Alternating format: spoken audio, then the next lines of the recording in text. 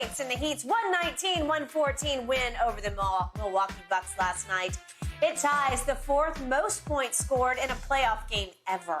It took playoff Jimmy only 28 shots to get his 56 points. That included making 16 contested field goals. He fought for that, man. Shannon, put this in perspective. Was this the greatest playoff performance ever? Skip, I'm very fortunate because I'm old enough to remember, saw this one, saw Donovan Mitchell go get 57 in the bubble, Skip, if I'm not mistaken, against the Nuggets. Obviously, I remember Jordan's in 86, the 63 in double overtime against the Celtics. Saw Charles Barkley's. Given the degree of difficulty and who he did it against, this might be the greatest playoff performance. Because think about it, Skip.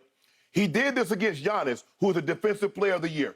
He did it against Brook Lopez, who finished second in Defensive Player of the Year this year. He did it against Holiday, who's got votes for Defensive Player of the Year and has been an all-NBA defensive player on numerous occasions. Agreed. So three top defensive guys, one of the top three defensive teams in all of basketball. He went and got 56. Most people consider them the best defensive team. Go ahead. With that being said, he got 22 in the first. He got 22 in the third. He's only the second player to do that. Russell Westbrook did it.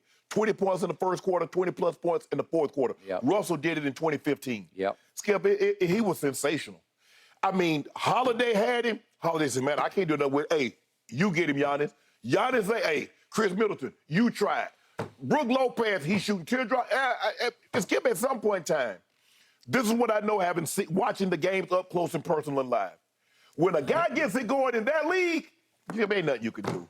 I don't care who the defensive player is. If he gets it going, it's kind of like with Kobe or Jordan or some of these great scorers. And we don't look at Jimmy as a great scorer.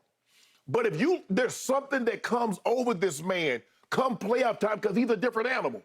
I don't care what anybody says. This Jimmy Butler right here, if he did this in the regular season, Skip, he's a top 5 player.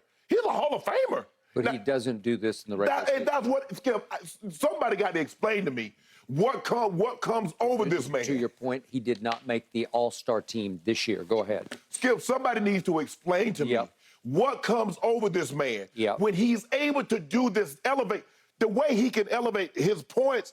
Skip, his scoring average in the playoffs probably 5-6 points better than in the regular season. It's crazy. Skip, I don't remember, like they've been playing playoffs for 50, 60 years, and I don't remember. But of the ones I saw, the efficiency in which he got that 56.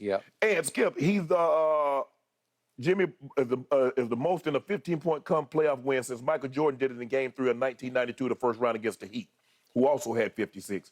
Given the efficiency in which he did it, given against who he did it against, and given that they were down 15 at one point, Skip, with my own eyes, that I can remember now of Jordan's, Donovan Mitchell's, Charles Barkley, and Jimmy Butler. So I'm just basing off the 4 that I can remember off the top of my head. This is the best one I've seen. That is a mouthful. That's the best one I've seen, Skip. Okay. Where I concur is circumstantially, I do consider this the best defensive team for all the reasons you just detailed. They were playing for their playoff lives last night. They're a desperate team that is the #1 overall seed. So they had the best record in basketball this year.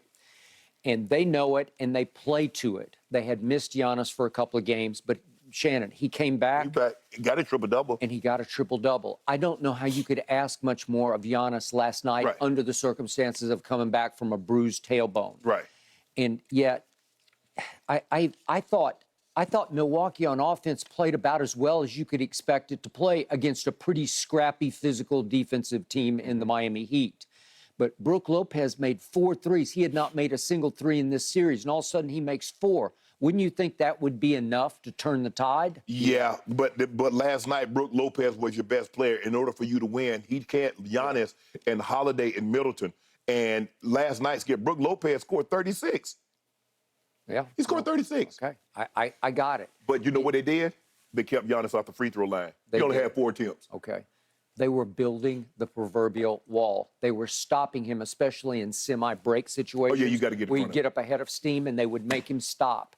And he wasn't able to crash through the wall and get to the free throw line. So they were making him stop and give up the ball or take an awkward shot. Okay, I'm going to give you this on Jimmy Butler. In all my years of watching and studying the National Basketball Association, I have never seen, this is including Jordan, a more patient, clever, craftier scorer than this guy. Right. Because he's totally in rhythm. It's all at his own speed. Hesitation, I'm going to wait, but then I think I think I'll go. And it's almost like Luka, where you can't time him, except he's not just taking you down low in the lane. He's doing it out on the perimeter. He's doing it all over the floor where you can't seem to time him. Was I surprised that Coach Budenholzer at some point in the fourth quarter didn't say, okay, I've seen enough? Yeah, take the ball out of his hand. Let's just trap him. Yes. Let's trap him at midcourt and say, you just can't take a shot. Right. I'm going to put two of my better perimeter defenders. I'm going to put Holiday and Middleton on you. And I'm just going to say, you got to give up the basketball. They're too proud to do that. Yeah. They consider themselves the best defensive team, and they're not going to do that. Okay.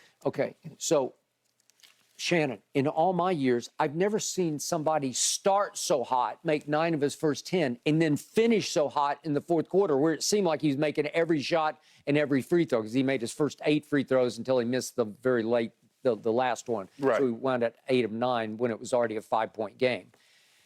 But my point is, if I'm going to put this in some perspective, if I'm going to go all time, the only problem is it's still a first round. Right. It's Yeah. Like LeBron's 48 in double overtime in the conference finals against Detroit. Or his 51 in the first round of the NBA, the NBA finals. You could go there.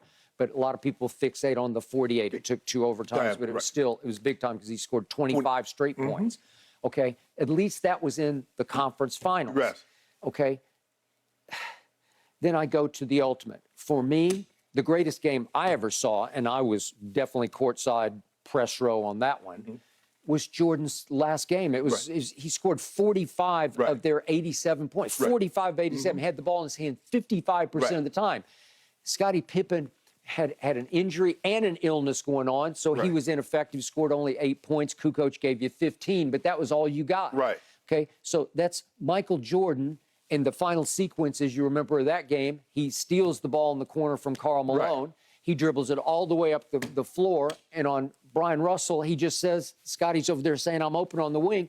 And Mike says, I got it. Right. And a little subtle push off, they all did in those days. And he goes up from just beyond the free throw line and holds the pose and rips it. And that's the ball game, okay? Right. And that's his career, basically. And that's the Game 6 closeout game. And they were afraid they weren't going to have Scottie Pippen for Game 7, which also was going to be in Utah. Right. Okay, well, circumstantially, the stakes are so much higher than this game. Yeah. Okay, but if I just compare shot for shot, I got to say Jimmy hit more difficult shots because, as Jen said, just about all of them seemed like they were contested. Skip, against the best defensive team with 3, I mean, they might put another 3. Skip, on the All-NBA team, they might have 3 guys starting. I mean, Lopez, well, obviously, I don't think Lopez can make it because Triple J is your big. Yes. But he's going to be at least second team. Holiday's going to be on the team. And Giannis is going to be on the team. Skip, they got 69 second half points. They got 41 in the fourth. 41 points. Against that defensive team? Skip, that's like saying somebody, okay, we have a lead. That's like somebody saying, man, we got 14 points against that Ravens defense in the fourth quarter to come back and win. That would have been an all-time great achievement. I agree. That wouldn't happen. No. Okay, just for anyone out there who might have missed what happened, if I could just show you Jimmy in the fourth quarter, these are the shots he made and the shots he got fouled on, but we're not going to show you the free throws because he made his first 8. He went 8 for his first 8. But let's just see what happened.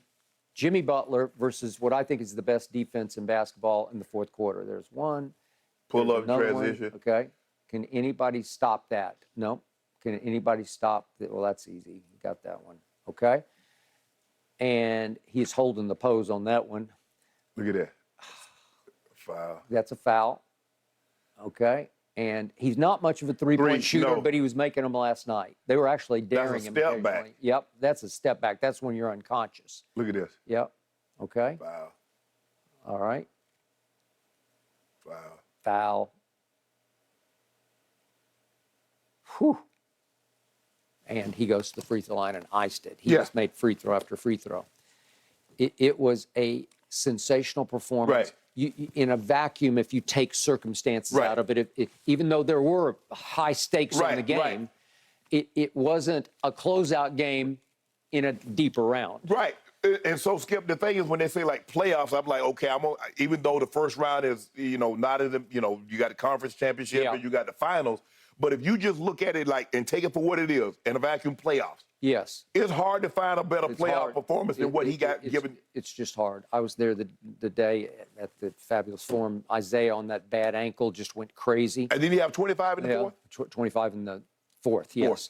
And remember, there's the classic Magic game when he had to stand in for Kareem at center in Game 6 to close it out with Philly. So these are all great performances. But see, well, you couldn't see that because that was tape delayed. Unless you was at the actual game. That game was tape delayed. I don't even have it in my mind's eye. I can't even remember what it looked like. Okay. But credit to him because I don't know what pushes his button yet. Remember, they lost their first play-in game to the Atlanta Hawks in that building. Right.